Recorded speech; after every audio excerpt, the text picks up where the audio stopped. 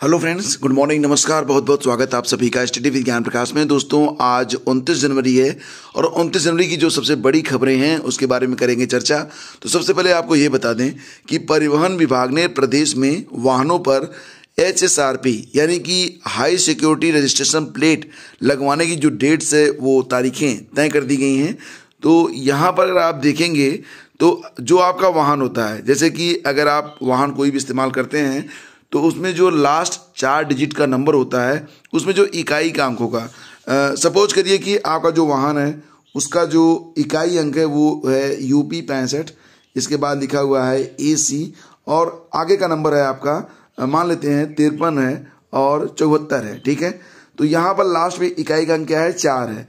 तो इसी प्रकार से यहाँ पर चेंजिंग की गई है कि अगर इकाई का अंक यहाँ पर 0 या 1 है तो आपको 15 जुलाई तक लगवा लेना है HSRP को। ठीक है, अगर यहाँ पर 2 या 3 है तो 15 अक्टूबर लास्ट डेट है।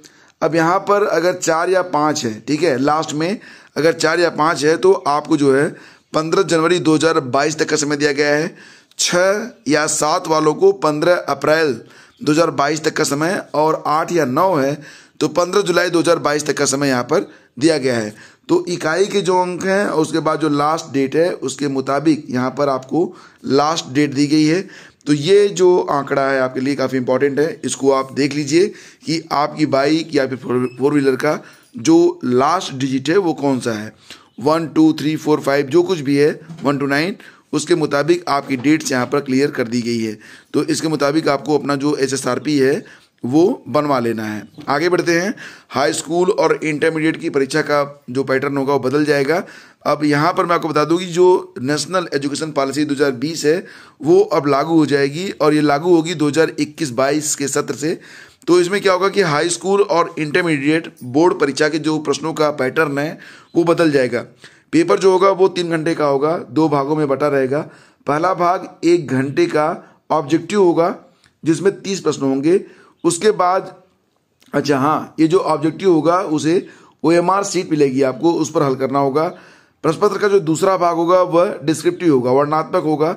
यह 70 अंक का होगा और इसे 2 घंटे में हल करना होगा। तो इस प्रकार से होगा हाई स्कूल का। और वहीं पर विज्ञान और गृह विज्ञान विषय की वस्तुनिष्ठ प्रश्न पत्र में 50% प्रश्न प्रायोगिक गतिविधियों से संबंधित होंगे। विभाग ने इसकी योजना केंद्रीय मानव संसाधन विभाग को प्रस्तुत कर दी है। माध्यमिक शिक्षा विभाग ने राष्ट्रीय शिक्षा नीति के क्रियान्वयन के लिए अध्यक्षता में टास्क फोर्स गठित करने के साथ हर मुद्दे पर प्रस्ताव तैयार करने के लिए स्टीयरिंग कमेटी गठित की थी। इससे मिले प्रस्तावों के आधार पर विभाग ने राष्ट्रीय शिक्षा नीति के क्रियान्वयन की योजना तैयार की है। तो ये चीज़ें कुछ नए बदलाव आपको जो है मिलेंगे देखने को 2023 से। हाई स्कूल वर्ग परीक्षा जो होगी 2023 में, उसमें पहली बार ये पैटर्न लागू होगा। और यहाँ पर भारतीय reserve bank services board Mumbai के द्वारा कुल 322 पदों पर ग्रेड B ऑफिसर के पद निकाले गए हैं। DR के उम्र सीमा 21 से 30 वर्ष 1 जनवरी 2021 को होनी चाहिए। वेतन होगा 35,150 रुपये, आवेदन शुल्क 850 रुपये, 100 रुपये और निःशुल्क, ये वर्गानुसार है। पात्रता क्या है कि 60% अंकों से स्नातक या फिर 55% अंकों से PGDM, फाइनेंस से MBA और अन्य पात्रताएं। लास्ट डेट है इसकी 15 फरवरी 2021। तो इसके लिए आप जा सकते हैं वेबसाइट rbi.org.in पर। नोटिफिकेशन आपको मिल जाएगा हमारे टेलीग्राम चैनल @study with ज्ञान प्रकाश पर। आगे बढ़ते हैं। खबर ये है कि CBSE 10वीं और 12वीं की परीक्षा का कार्यक्रम 2 फरवरी को जारी कर देगा।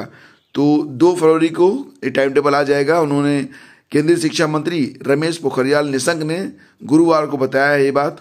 उन्होंने CBSE स्कूलों में नई शिक्षा नीति को लागू करने पर प्रिंसिपलों के साथ आयोजित वेबिनार में यह जानकारी दी है।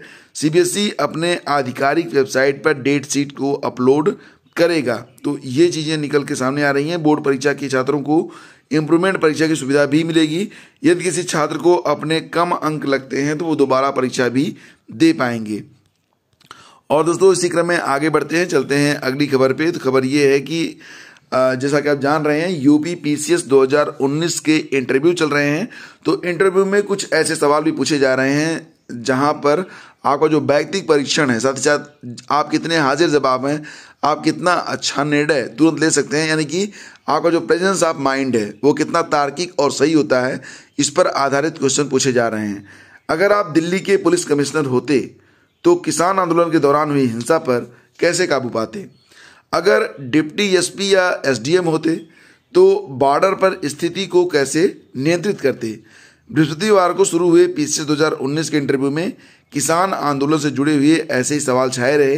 पहले दिन इंटरव्यू के लिए कुल 119 अभ्यर्थियों को बुलाया गया था। 100% लोग पहुंचे वहां पर। एक अभ्यर्थी से पूछा गया कि कृषि किस सूची का विषय है। अभ्यर्थी ने जवाब दिया कि राज्य सूची का विषय है। तो दूसरा सवाल पूछ लिया गया, तो फिर केंद्र सरकार इसमें हस्तक्षेप क्यों कर रही है? अभ्यर्थी ने जवाब दिया कि कृषि विपणन समवर्ती सूची का विषय है, जो केंद्र और राज्य दोनों के तहत आता है। कई अभ्यर्थी ऐसे थे जिनसे एक सवाल जरूर पूछा गया कि कृषि आंदोलन है यह क्यों हुआ? इस मसले पर सरकार और किसानों को लेकर आपकी क्या राय है? और साथ ही ये भी पूछा गया कि एमएसपी क्या है और किसान आंदोलन का यह महत्वपूर्ण मुद्दा जो मुद्दा है ये महत्वपूर्ण क्यों है? एक अभ्यर्थी से पूछा गया कि आप एसडीएम हैं और किसी आंदोलन के दौरान भीड़ ने आपको घेर लिया है तो आप उसे कैसे नियंत्रित करेंगे? यह भी सवाल पूछा गया था कि किसानों की आय को आप कैसे बढ़ाएंगे? इंटरव्यू में किसान आंदोलन से हटकर भी कई सवाल पूछे गए। एक अभ्यर्थी से तो एसडीएम का फुल फॉर्म भी पूछ लिया गया। तो एक अन्य अभ्यर्थी से कहा गया कि एसडीएम और डिप्टी कलेक्टर में अंतर बताएं। इसके अलावा इंटरव्यू में कई अभ्यर्थियों से भारत चीन नेपाल संबंधों पर भी सवाल किए गए। इसके अलावा कुछ और भी प्रश्न थे जो कि आपके सामने हैं। भारत में 13वीं क्यों होती है? क्या किसी अन्य देश में भी होती है? भूगोल की परिभाषा आम आदमी को कैसे समझाएंगे?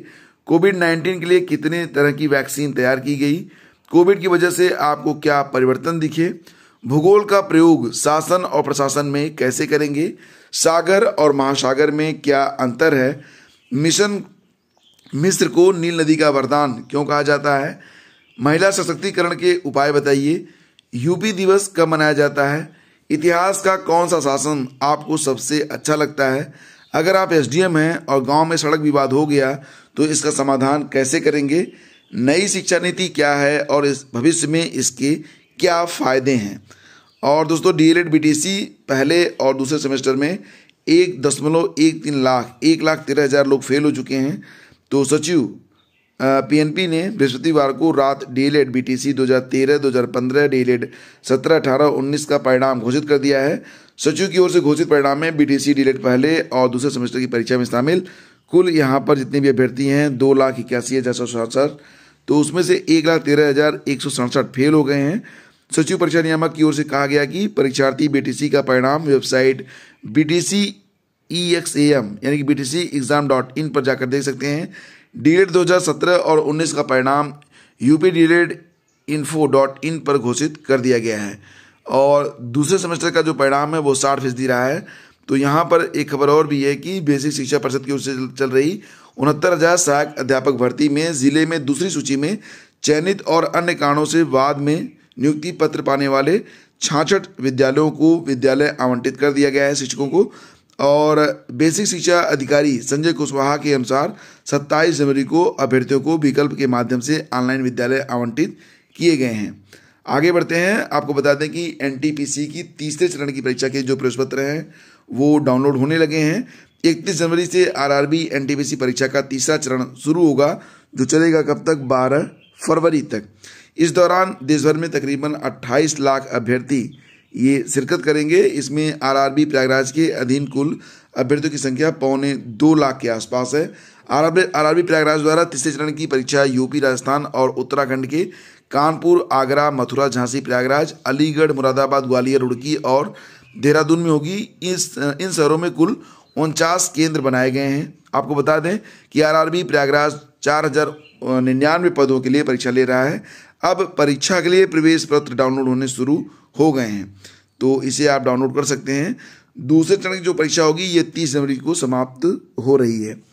और फ्रेंड, सिविल सेवा परीक्षा में अतिरिक्त प्रयास मामले में केंद्र के रुख से सुप्रीम कोर्ट को आपत्ति है। तो सुप्रीम कोर्ट ने सिविल सेवा परीक्षा में अतिरिक्त प्रयास देने में असहमति जताने वाले केंद्र के हलफनामे पर आपत्ति लगाई है।